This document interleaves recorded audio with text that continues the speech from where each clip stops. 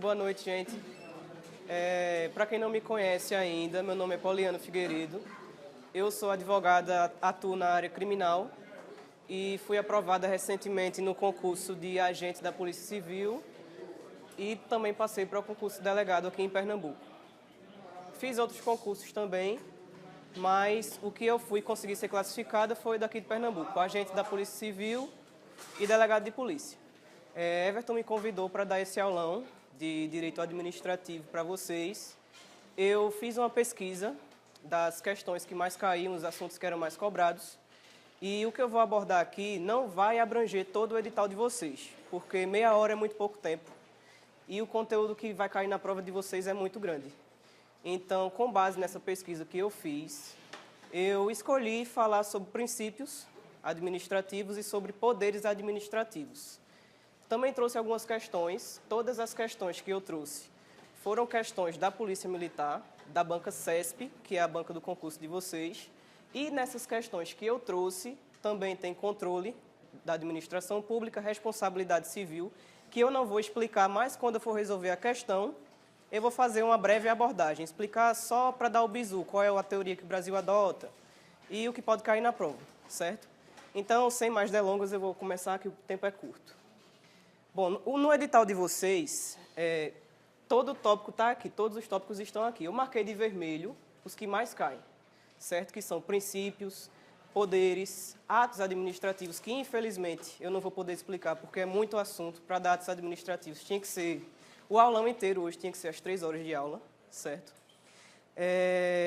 Controle da administração pública também é muito cobrado e responsabilidade do Estado, certo? Tudo isso porque o CESP é um tipo de banca que a prova que ele elabora é sempre com base no cargo que vai ser avaliado. Por exemplo, se você vai fazer um concurso para a polícia, eles vão cobrar muito poder de polícia, poder hierárquico, poder disciplinar, princípio da impessoalidade. Responsabilidade civil do Estado, por exemplo, um policial que se descuida e alguém pega a arma dele e mata alguém. Será que o Estado se responsabiliza? Sim ou não? Justamente. Estou vendo que vocês já estão afiados, né? Aí pronto, no final eu só vou explicar rapidinho essa responsabilidade do Estado. Vamos começar logo aqui, os temas mais cobrados eu já disse, e aqui falando sobre os princípios da administração pública, certo? Os princípios da administração pública, eles podem ser expressos ou implícitos. No edital de vocês, como é para um concurso de nível médio, eu vou falar só sobre os princípios expressos da Constituição Federal, porque existem outros princípios expressos que estão previstos em outras leis, como a Lei 9784, mas que não vai cair no concurso de vocês, então não interessa, certo? Na Constituição Federal, no artigo 37, temos o princípio que forma aquela sigla LIMP. Eu acho que todo mundo aqui já sabe, mas eu trouxe como um bizu, porque pode ter alguém aqui que vai fazer o primeiro concurso. Eu não conhecia a turma, então eu coloquei, certo? Que forma a legalidade, impessoalidade, moralidade, publicidade e eficiência. E os princípios implícitos, que são aqueles que não estão expressos, certo?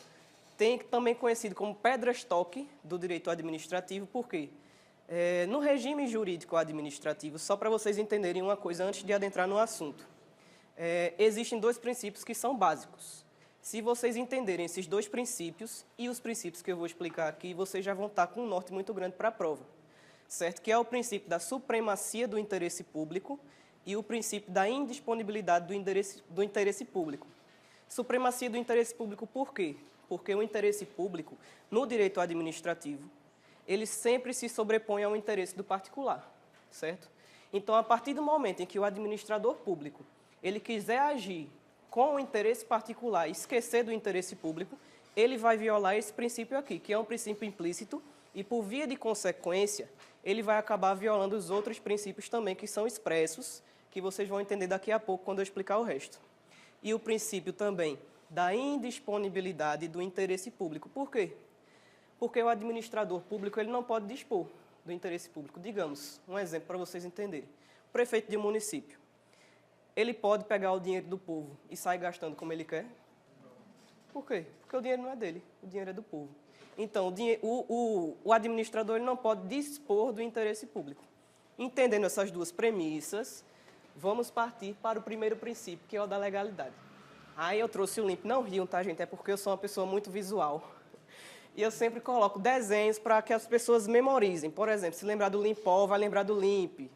Esse tipo de coisa, assim, enfim. Aí o Limp, eu já falei, legalidade, impessoalidade, moralidade, publicidade e eficiência. Certo? O princípio da legalidade, que é o primeiro princípio, ele está previsto na Constituição, no artigo 37, e também está previsto no artigo 5º, inciso 2. Significa que o administrador só pode fazer o que a lei prevê.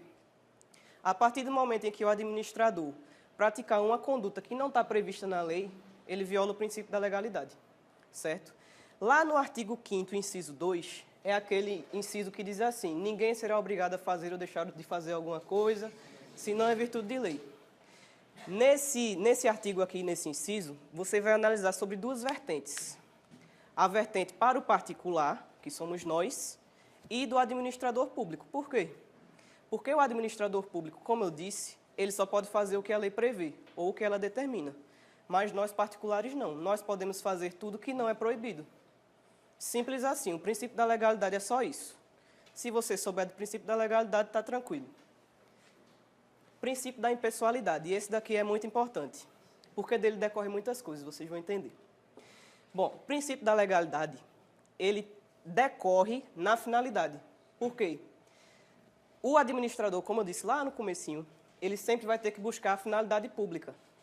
E outra decorrência do princípio da impessoalidade é a isonomia, porque você tem que tratar todo mundo de maneira igual, mas na isonomia material, que é tratar os iguais na medida de sua igualdade e os desiguais na medida de sua desigualdade, certo? Porque você não pode agir em prejuízo de um ou em benefício.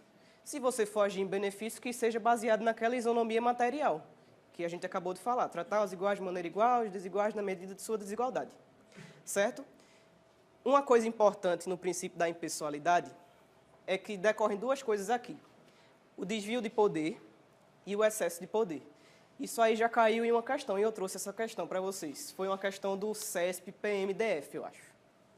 É o seguinte: desvio de poder vai acontecer quando o administrador ou agente público, vocês policiais, que vão passar, se Deus quiser, no concurso da PM agora, quando estiver lá na polícia, e eu vou dar até um exemplo da questão.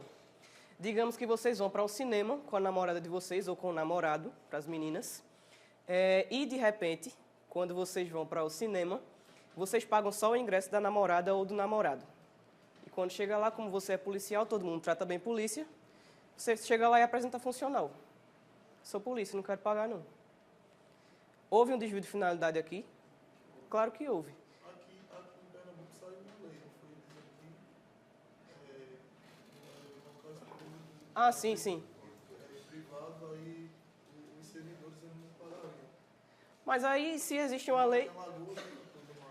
mas em regra, assim, até pelos outros princípios, moralidade, impessoalidade, você não deveria beneficiar uma pessoa apenas pela função que ela ocupa, certo? Eu até discordo dessa lei, nem tinha conhecimento que existia. Mas, enfim, esse exemplo que eu estou trazendo é para a questão. No mundo teórico, no fantástico mundo de Bob, onde as leis são cumpridas, onde tudo acontece da maneira linda, como a lei fala, a gente sabe que não é assim, né? Mas vamos fingir que é assim, né? Houve um desvio de finalidade? Houve. Por quê? Porque o policial, ele agiu fugindo do interesse público, em benefício próprio, em benefício particular. Ele não pagou o ingresso. Tudo bem, foi uma coisa besta, sei lá quanto é o ingresso de cinema, R$20. Mas o agente público, ele tem que respeitar princípios. E são esses princípios básicos que vocês estão aprendendo aqui, certo? Outros exemplos aqui do princípio da impessoalidade, que pode cair na prova de vocês, e eu trouxe porque isso também está dentro do direito constitucional, porque em direito constitucional eles colocaram os títulos, que a gente estava comentando até lá fora. Tem gente que está achando que vai cair só do artigo 1º até o 17, mas não vai. Vai cair também alguns artigos aqui que envolvem a administração pública. E é o artigo 37 que vocês estão vendo aqui agora. Certo? Da impessoalidade decorre a necessidade de realização de concursos públicos.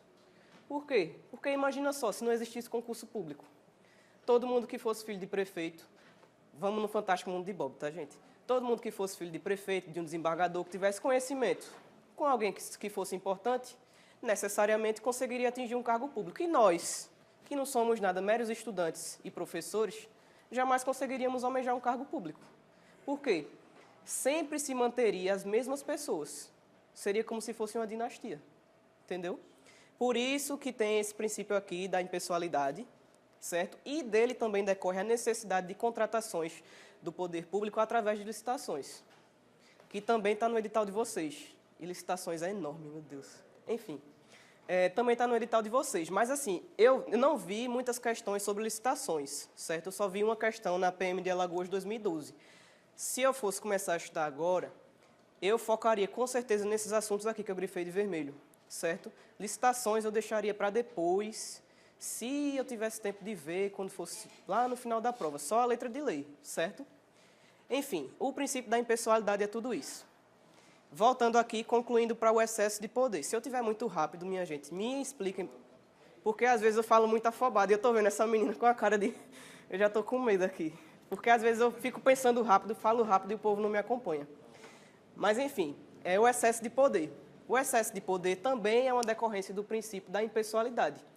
O excesso de poder, ele vai acontecer... Eu marquei o C aqui de vermelho para vocês lembrarem, porque era uma coisa que eu fazia quando eu estudava. Eu pegava uma letra para tentar lembrar o que aquilo está ligado. Ele está ligado à competência. Por isso que eu marquei o C de vermelho. Porque o excesso de poder, ele está relacionado ao sujeito.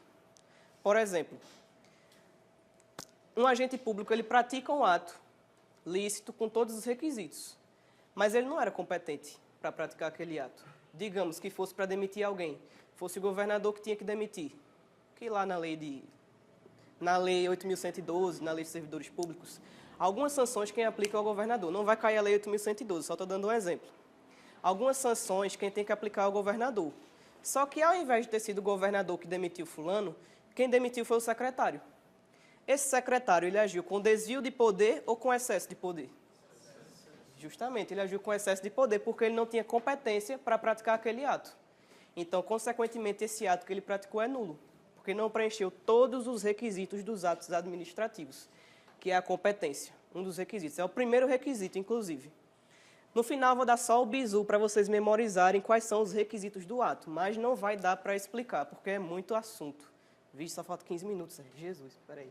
Pronto, mas dá tempo, calma, gente. Deixa eu dar tudinho, viu, Everton? Porque o povo vai saber direito administrativo aqui. Sim, o princípio da moralidade é bem simples, certo? É simplesmente a necessidade de que o agente público atue com ética. Com ética, o dever de honestidade. Só isso, a moralidade é só isso. Bom, princípio da publicidade. Do princípio da publicidade, decorre a eficácia dos atos administrativos, porque muita gente acha que o princípio da publicidade ele tá vinculado à validade dos atos administrativos, mas não ele está ligado à validade. Ele está ligado à eficácia. Por quê? Porque o ato administrativo ele só vai produzir efeitos após a publicação desse ato. Aí por que eu coloquei aquele lá, o desenho do Diário Oficial, para vocês lembrarem. Por exemplo, quando a gente sabe, pronto, a gente que está fazendo esse concurso agora da Polícia Civil, a gente estava esperando a publicação de um resultado. Digamos, a publicação do resultado da investigação social. Todo mundo já sabia qual era o dia. Todo mundo sabia qual era o dia que ia sair. Muita gente já tinha certeza de que tinha sido aprovado na investigação social. Mas o que é que vai dar eficácia para esse ato administrativo? Só a publicação. E quando ela sair aonde? No Diário Oficial. Entenderam? E aquele desenho daquele bonequinho com a lupa foi para vocês lembrarem que a transparência é a regra no direito administrativo e também no direito constitucional, de certa forma. Salvo naqueles atos que devem ser sigilosos, por interesse do Estado, para resguardar a honra. Enfim, esse tipo de coisa. E outra coisa, a publicidade, ela também facilita na fiscalização. Por isso também um bonequinho. Por isso que quando nós vamos entrar com ação popular, certo? A publicidade é um princípio de extrema relevância. Porque se os atos não fossem públicos, como é que o cidadão ia fiscalizar para entrar com ação popular? Como é que ele ia saber que o prefeito está ganhando demais, que o vereador está ganhando de menos? Se os atos fossem sigilosos, esse tipo de ato fosse sigiloso, nós não teríamos como saber, certo? Outra coisa ali que está previsto na Constituição, eu só vou simplificar porque tem muito texto, mas em resumo é o seguinte: quando o agente público ele faz qualquer coisa, ele não pode visar promoção pessoal, não pode colocar nome, não pode colocar imagem que faça alusão a ele. Coisa muito simples, determinados políticos, quando eles fazem alguma obra, conseguem alguma coisa, eles têm aquela mania de colocar, esta obra foi obtida graças ao esforço de fulano de tal, lá, lá, lá. Pronto. Lembre disso, que você vai lembrar desse artigo 37, parágrafo 1º da Constituição. Porque esse tipo de coisa viola frontalmente o princípio da publicidade e também o princípio da impessoalidade, entendeu? Que é nesse tipo aqui de vertente que você observa que o princípio da impessoalidade ele tem duas vertentes. Do administrador para com o particular e do administrador para com ele mesmo. Para o particular, tratar todos de maneira igual. Para com ele mesmo, porque ele não pode buscar promoção pessoal. Para atingir um objetivo que não tenha interesse público. Está todo mundo acompanhando até aqui? Pronto. O princípio da eficiência também é muito simples, certo? Ele foi o último princípio inserido na Constituição através da emenda 19 de 98, e é simplesmente atuar para atingir os melhores resultados. Você atingir os melhores resultados com menos gasto para a administração pública. Só isso, certo? Aí está aqui a questão que eu trouxe da PMDF. É antiga a questão, mas foi questão CESP. Algumas questões são um pouco antigas, mas direito administrativo, nessa parte que eu trouxe para vocês, como não envolve leis, de fato, envolve mais princípios, não tem nenhum problema de as questões serem antigas. E eu queria também trazer uma coisa bem específica para vocês. Saberem como é que o CESP cobra para um cargo de nível médio. Porque se fosse de nível superior, eles já iriam aprofundar um pouco mais. Tá bem? Já sabemos qual é a resposta da questão, porque o cara era policial, pagou o ingresso da namorada, mas não quis pagar o dele. Aí aqui pergunta, Rodrigo agiu com desvio de poder, visto que se valeu de prerrogativa legal para atingir fim pessoal não amparado pelo ordenamento jurídico. Certo ou errado? Tá certo. Entenderam? Sim, outra coisa, as questões de vocês são certo e errado, então eu trouxe todas nesse modelo de certo e errado. Agora, falando sobre princípios administrativos, eu trouxe também esse belo desenho, porque eu tenho uma criatividade realmente muito criativa, sabe? Aí eu peguei esse bizu, não é meu, tá? Estava escrito lá, iPod divino. Aí eu pensei, eu tenho que colocar alguma coisa de imagem para eles lembrarem do desenho e saber quais são os princípios os poderes administrativos. Desculpa, gente. Aqui são poderes administrativos, tá? Desconsidere essa parte aqui, são os poderes. Os poderes administrativos são os poderes hierárquico, poder de polícia, discricionário, aí forma o iPod. E o divino, que é aquela pomba com esse nome divino, é o poder disciplinar, o poder vinculado e o poder normativo. Para alguns doutrinadores, o poder vinculado não é necessariamente um poder. Ele é como se fosse um elemento acessório a todo ato administrativo. Porque isso aqui também entra dentro do poder discricionário, que é um dos elementos do ato administrativo, porque o ato administrativo ele pode ser tanto vinculado como discricionário. Enfim. Poder hierárquico. Sim, e outra coisa. Deixa eu me explicar aqui. Para vocês, eu vou explicar só o poder hierárquico, o poder de polícia e o poder disciplinar, certo? Porque, pelo que eu pesquisei, sempre cobram muito poder de polícia, poder disciplinar e poder hierárquico. Então, como o tempo é curto, eu preferi otimizar, certo? Bom, poder hierárquico é aquele baseado na relação de subordinação, no poder de comando e no dever de obediência. E ele sempre vai acontecer dentro da mesma pessoa jurídica. Isso que eu estou dizendo é muito importante. Então, quem estiver anotando, anota essa parte. E quem não estiver anotando, eu vou disponibilizar no final os slides, certo? Exemplo disso. A instituição de vocês, Polícia Militar. Dentro da Polícia Militar e dentro também da Polícia Civil, de qualquer órgão, mas aplicando para o concurso de vocês, o princípio básico é a hierarquia. Porque sempre vai ter um superior e sempre vai ter um subordinado. Quando vocês entrarem na Polícia Militar, vocês vão ser soldados. Subordinados a quem? Eu não entendo muito de polícia, mas deve ser ao cabo, que é ao sargento, que é ao tenente, que é... E assim sucessivamente. Mas sempre vai ter o subalterno, que é aquele que vai executar o ato administrativo. Um manda e o outro executa, certo? O poder hierárquico, repetindo, é aquele que vai acontecer sempre dentro da mesma pessoa jurídica. Pessoas jurídicas diferentes, não existe hierarquia. Aí, para vocês entenderem essa parte aqui das pessoas jurídicas diferentes, eu só vou explicar mais ou menos como é formada a administração pública. Perdoem pela minha letra feia, mas é assim. Veja, temos a administração direta, certo?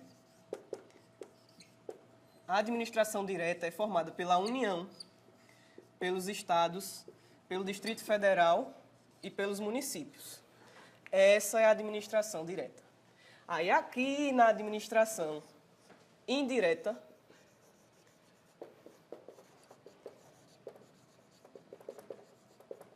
temos a formação do seguinte. Eu vou colocar até aqui para vocês memorizarem.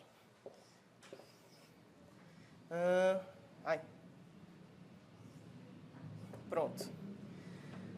A administração direta é formada pela União, Estados, DF e municípios. Já a administração indireta é formada pelas fundações públicas, autarquias, sociedades de economia mista e empresas públicas. Dentro disso aqui, ó, são pessoas jurídicas diferentes. Aqui não vai existir subordinação. Aqui não vai existir hierarquia. O que existe aqui é vinculação e tutela, que já entra em outro tópico, que é o controle da administração pública, que se chama também, quando a administração direta vai verificar algum ato praticado pelas entidades da administração indireta, ela exerce a tutela administrativa ou controle ministerial, no âmbito da União.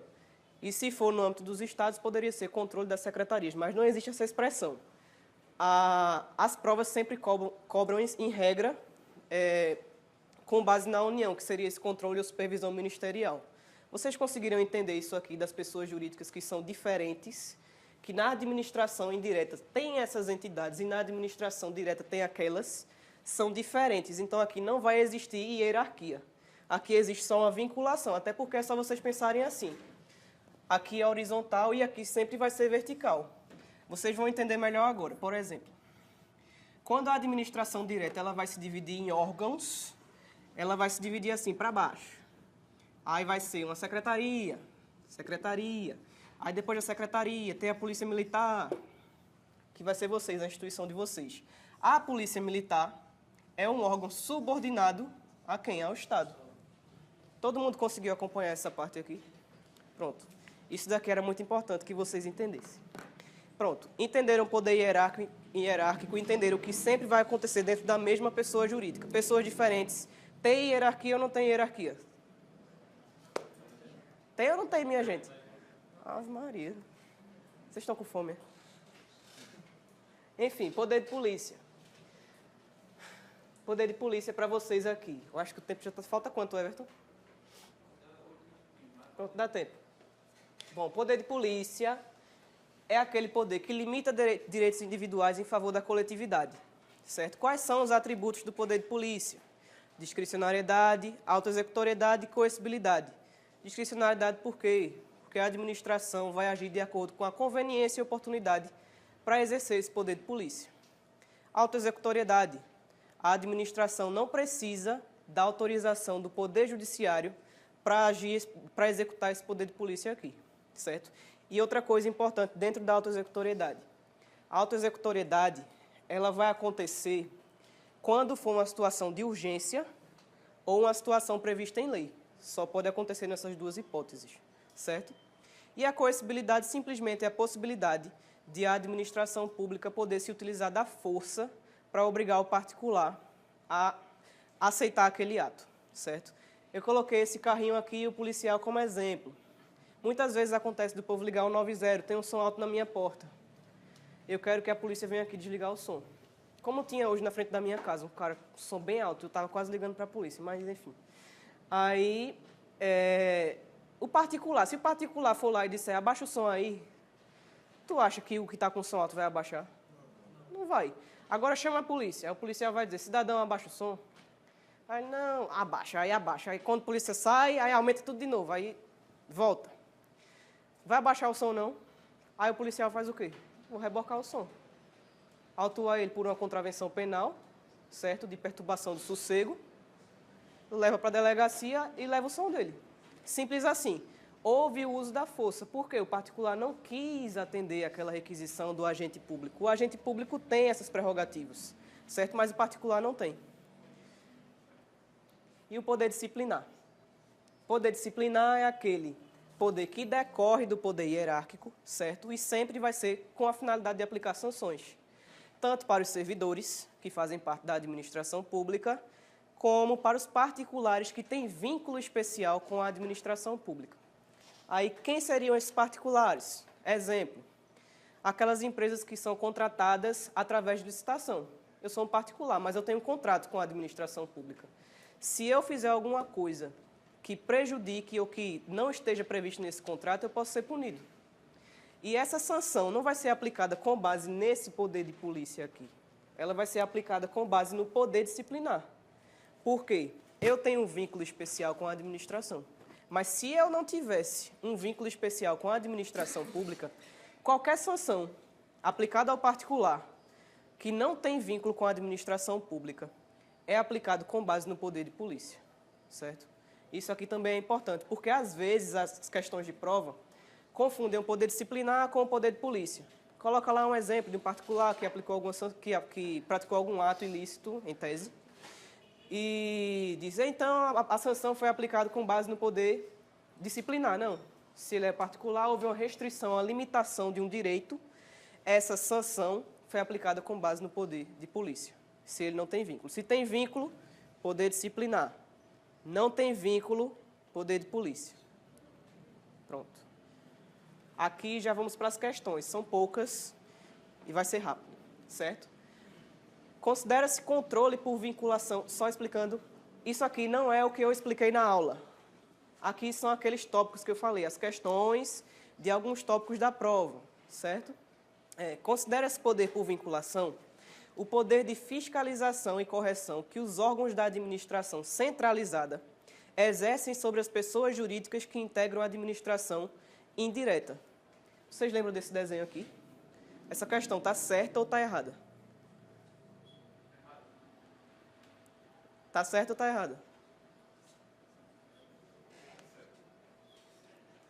Os órgãos da administração centralizada. Os órgãos da administração centralizada são os da administração direta. E eles estão exercendo o controle sobre a administração indireta. Não, está certo. Está certo, esse daqui está certo. Poder de fiscalização e correção que os órgãos da administração centralizada exercem sobre as pessoas jurídicas que integram a administração indireta. É só um jeito bonito de falar isso aqui. Certo? A questão de prova vem assim. Na cabeça da gente é bem simples. Veja, a administração direta, que é a mesma coisa que a organização centralizada. Eu até peço desculpa porque eu não expliquei que seria também um órgão centralizado, ou organização centralizada. Mas agora, cientes disso, vocês já sabem. O governo fiscalizando as empresas. Isso. Que uma sociedade de economia mista ela é uma empresa pública também é uma empresa. Simplesmente é isso aqui que está escrito nessa questão. Então, essa aqui está certa. O poder disciplinar fundamenta tanto a aplicação de sanções às pessoas que têm um vínculo com a administração, que é o caso dos servidores públicos, como as que, não estando sujeitas à disciplina interna da administração, cometam infrações que atentem contra o interesse coletivo. Eles colocaram todo mundo no mesmo bolo. Quem tem vínculo e quem não tem vínculo. Aplica poder disciplinar ou é poder diferente? Isso. Essa aqui está errada. Pronto. Nesse daqui, é só para vocês saberem uma coisa que eu já vi sendo cobrada em várias questões, que é a natureza da licença. A licença é um ato administrativo unilateral e discricionário, pelo qual a administração pública faculta ao particular o desempenho de atividade material ou a prática de ato que, sem esse consentimento, seria legalmente proibido.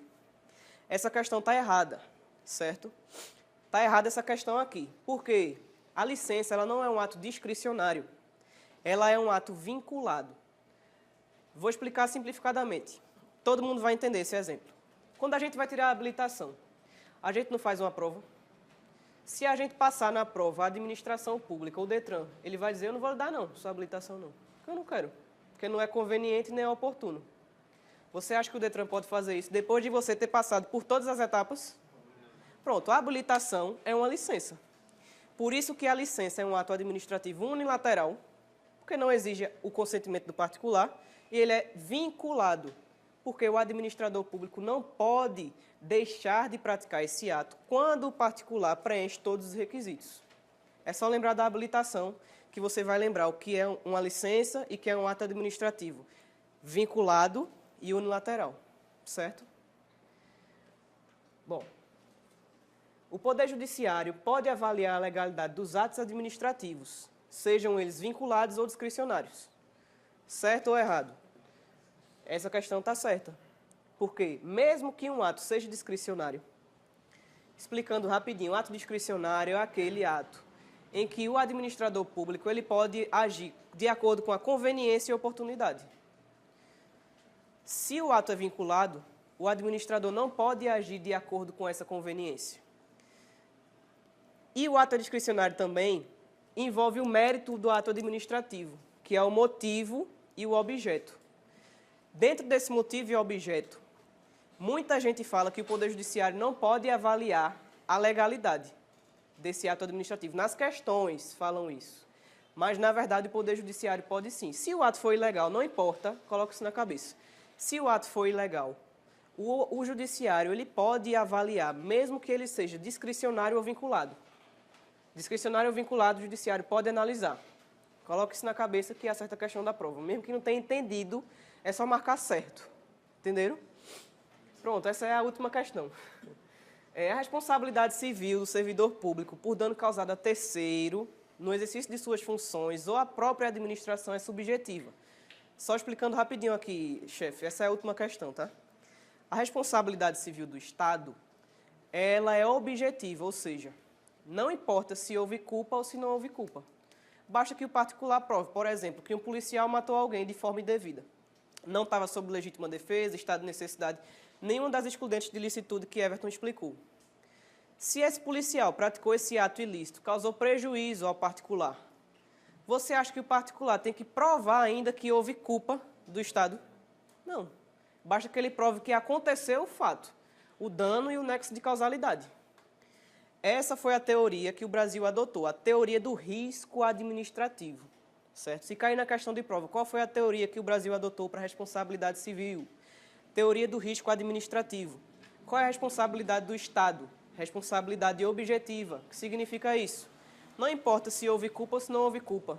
Basta comprovar o dano, o nexo de causalidade e o resultado. Só essas três coisas. E qual é a diferença da responsabilidade do Estado para a responsabilidade do servidor? A responsabilidade do servidor tem que provar se ele agiu com culpa ou com dolo. Porque primeiro você aciona o Estado e depois o Estado vai entrar com ação regressiva contra aquele policial para saber se ele agiu com culpa ou com dolo e pedir o ressarcimento. Simples assim, do Estado, responsabilidade objetiva. Do particular, no caso, particular agente público, responsabilidade subjetiva, tem que provar se ele teve culpa ou se ele não teve culpa. Tá bem? E aqui é o último slide, só para vocês entenderem a instituição de vocês, que é a Polícia Militar de Alagoas. Eu coloquei isso aqui porque eu vi uma questão da Polícia Civil do Distrito Federal, que falava que a Polícia Civil do Distrito Federal é um órgão especializado da administração direta. Olha o desenho aqui, essa é a administração direta. Aqui não houve a subdivisão entre órgãos. Vocês acham que a Polícia Militar de Alagoas é um órgão especializado da administração direta do governo do Estado? Justamente, por isso que eu coloquei aqui, para vocês lembrarem. E caso caia essa questão na prova, é só lembrar disso. Porque o que não é direto é indireto. É fundação, é autarquia, é sociedade de economia mista e empresa pública? Não é. Então vem para cá. Só. A Polícia Militar exerce o poder de polícia administrativa. O que significa isso? Que ele vai atuar de maneira preventiva e também de maneira ostensiva. Outra diferença, polícia administrativa atua sobre pessoas, bens e coisas. Às vezes o policial faz uma fiscalização que não envolve necessariamente pessoas, certo?